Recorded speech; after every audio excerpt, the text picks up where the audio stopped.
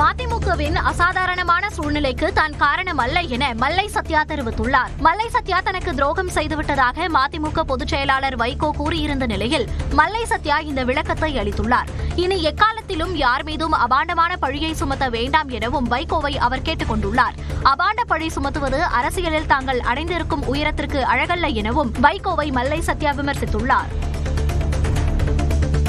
சென்னையில் பகல் நேரத்தில் வெயில் வாட்டிய நிலையில் இரவு நேரத்தில் பெய்த மழையால் குளுமையான சூழல் உருவானது. அந்த வகையில் கிண்டி, நுங்கம்பாக்கம், வடபழனி, தேனாம்பேட்டை, கோயம்பேடு உள்ளிட்ட பகுதிகளில் கனமழை கொட்டி தீர்த்தது. இதனால் வாகன ஓட்டிகள் அவதியடைந்தனர்.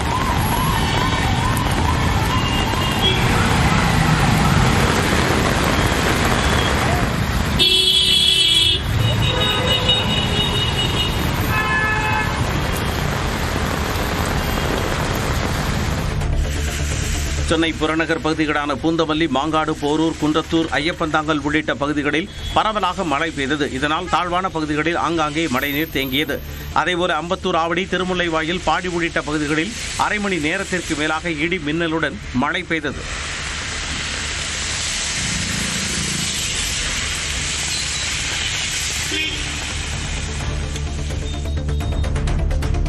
சென்னை உட்பட வட தமிழ்நாட்டில் நாளை இரவு முதல் மழை பொழிவு அதிகரிக்கும் என்று தனியார் வானிலை ஆய்வாளர் பிரதீப் ஜான் தெரிவித்துள்ளார்.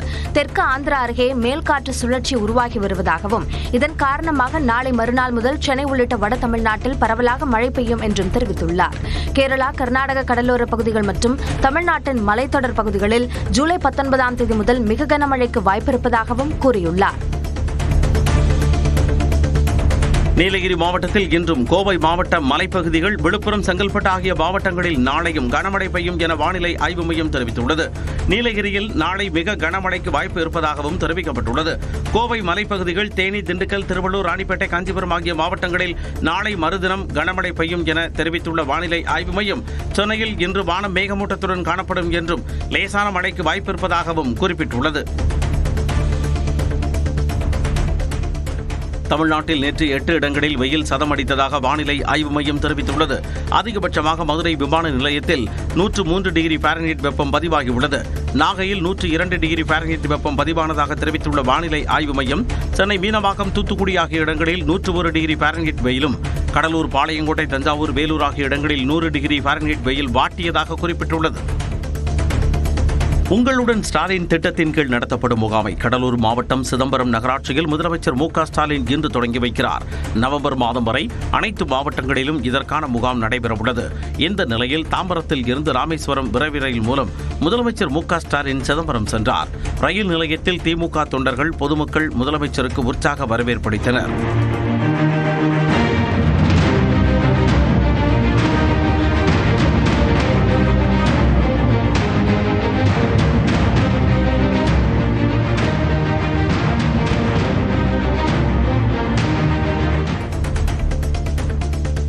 கடலூர் மாவட்டம் திட்டக்குடியில் சுற்றுப்பயணம் மேற்கொண்ட அதிமுக பொதுச் செயலாளர் எடப்பாடி பழனிசாமி தன் மீதான தனிமனித விமர்சனம் குறித்து ஆவேசமாக பேசினார். கட்சி நிர்வாகி தொண்டர்களால எனக்கு இந்த வாய்ப்பு கொடுத்திருக்கிறாங்க, முதலமைச்சர் வாய்ப்பு கொடுத்தாங்க, பொதுச் செயலாளர் வாய்ப்பு கொடுத்தாங்க, அது பொறுக்க முடியல. உடனே என்ன விடுவார் ஸ்டாலின், உதயநிதி ஸ்டாலின், எடப்பாடி பழனிசாமி ஊர்ந்து போனாரு, பறந்து போனாரு, காலி கடியில போனாரு, என்னுடைய ஆட்சியில் என்ன குறைன்னு சொல்லு, அதுக்கு நான் பதில் சொல்ல தயார். பாமக துணை பொதுச் செயலாளர் ஏ.கே. மூர்த்தி இல்ல திருமண நிகழ்ச்சியில் பாமக கௌரவ தலைவர் ஜி.கே. மணி, பாமக தலைவர் அன்புமணியும் பரஸ்பரம் சந்தித்து நலம் விசாரித்துக் கொண்டனர். சென்னை கிண்டியில் உள்ள நட்சத்திர விடுதியில் நடைபெற்ற இவ்விழாவில் இருவரும் சந்தித்து பேசிக் கொண்டனர். விழாவில் ராமதாஸ் கலந்து கொண்ட நிலையில் அவர் செல்லும் வரை காத்திருந்த அன்புமணி அரை மணி நேர தாமதத்திற்கு பின் மனைவி சௌமியா மற்றும் மகளுடன் நிகழ்ச்சியில் பங்கேற்றார். தமிழ்நாட்டில் 33 IPS அதிகாரிகளை பணியிட மாற்றம் செய்து தமிழக அரசு உத்தரவிட்டுள்ளது. அதன்படி 29 மாவட்ட காவல் கண்காணிப்பாளர்கள் மற்றும் 4 IGக்கள் பணியிட மாற்றம் செய்யப்பட்டுள்ளனர். அந்த வகையில் குடத்தூர் துணை ஆணையர் பாண்டியராஜன் பழனி பெட்டாலியனுக்கு மாற்றப்பட்டுள்ளார். சென்னையின் நுண்ணறிவு பிரிவு இணை ஆணையர் தர்மராஜன் வேலூர் DIGயாக பணியிட மாற்றம் செய்யப்பட்டுள்ளார். சிவகங்கை மாவட்ட காவல் கண்காணிப்பாளராக சிவபிரசாத் நியமனம் செய்யப்பட்டுள்ளார். இதனிடையே கோயம்பேடு துணை ஆணையர் அதிவீரபாண்டியன் காத்திருப்போர் பட்டியலுக்கு மாற்றப்பட்டுள்ளார். ராஜஸ்தான் தலைமை நீதிபதியாக இருந்த ஸ்ரீவத்சவா சென்னை உயர்நீதிமன்றத்திற்கு புதிய தலைமை நீதிபதியாக நியமிக்கப்பட்டுள்ளார்.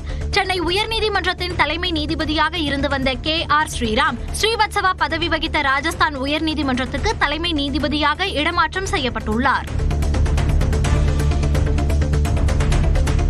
கால்நடை மருத்துவ படிப்புகளுக்கான தற்காலிக தரவரிசை பட்டியல் வெளியாகியுள்ளது. தமிழ்நாடு கால்நடை மருத்துவ அறிவியல் பல்கலையின் கீழ் உள்ள கல்லூரிகளில் 5½ ஆண்டுகள் கொண்ட இடைநிலை கால்நடை மருத்துவ படிப்புகளில் சேர மாணவர்கள் விண்ணப்பித்திருந்தனர். இந்நிலையில் தகுதியான மாணவர்களின் தற்காலிக தரவரிசை பட்டியல் சம்பந்தப்பட்ட வலைத்தளங்களில் வெளியாகியுள்ளது. ஆன்லைன் மற்றும் ஆஃப்லைன் கலந்தாய்வு அட்டவணை விவரங்கள் விரைவில் அறிவிக்கப்படும் எனவும், நாளை வரை தற்காலிக தரவரிசை பட்டியலில் உள்ள குறைகளை தீர்க்கலாம் என்றும் அறிவிக்கப்பட்டுள்ளது. குரூப் 4 தேர்வில் பாடத்துக்கு வெளியே கேள்விகள் கேட்கப்பட்டிருந்தால் அது கருத்தில் எடுத்துக் கொள்ளப்படும் என TNPSC உறுப்பினர் ராஜ் விளக்கமளித்துள்ளார். குரூப் 4 தேர்வு கடினமாக இருந்ததாக பல தேர்வர்கள் கூறிய நிலையில் இந்த விளக்கத்தை அவர் அளித்துள்ளார். பாடத்துக்கு வெளியே இருந்து எடுக்கப்பட்டது என்றால் அது உண்மையிலே எடுக்கப்பட்டதா என்பதை நாம் தெளிவுபடுத்திக் கொள்ள வேண்டும். அதை நிச்சயமாக நாங்கள் செய்வோம். சர்வதேச விண்வெளி நிலையத்தில் 18 நாட்கள் பயணத்தை நிறைவு செய்த இந்திய வீரர் சுபான்சு சுக்லா உட்பட 4 பேர் இன்று பூமிக்கு திரும்புகின்றனர்.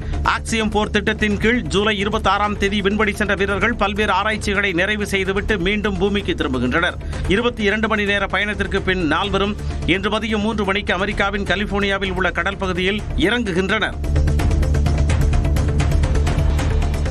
இங்கிலாந்துக்கு எதிரான 3வது டெஸ்ட் கிரிக்கெட்டில் இந்திய அணி 22 ரன்கள் வித்தியாசத்தில் அதிர்ச்சி தோல்வியடைந்தது. 192 ரன்கள் இலக்கை நோக்கி விளையாடிய இந்திய அணியில் KL ராகுல், ஜடேஜா தவிர்த்து மற்ற வீரர்கள் சொற்ப ரன்களில் ஆட்டமிழந்தனர். இந்த வெற்றியின் மூலம் டெஸ்ட் தொடரில் 2-1 என்ற கணக்கில் இங்கிலாந்து முன்னிலை பெற்றது. இவ்விரு அணிகளுக்கு இடையிலான 4வது டெஸ்ட் ஜூலை 23ஆம் தேதி மான்செஸ்டரில் தொடங்குகிறது. இயக்குனர் ப. ரஞ்சித் இயக்கி வரும் வேட்டுவம் படப்பிடிப்பில் ஏற்பட்ட விபத்தில் சண்டை பயிற்சியாளர் மோகன்ராஜ் உயிரிழந்த சம்பவம் சோகத்தை ஏற்படுத்தியுள்ளது. கார் சேசிங் காட்சிகளை படம் பிடித்துக் கொண்டிருந்த போது அந்தரத்தில் பறந்த கார் கீழே விழுந்தது.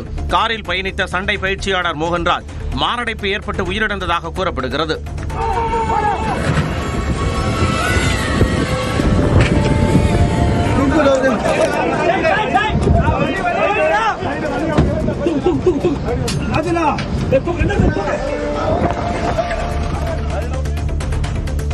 நாகையில் வேட்டுவம் படப்பிடிப்பின் போது சண்டை பயிற்சியாளர் உயிரிழந்த விவகாரத்தில் இயக்குனர் ப. ரஞ்சித் உட்பட 4 பேர் மீது வழக்கு பதிவு செய்யப்பட்டுள்ளது.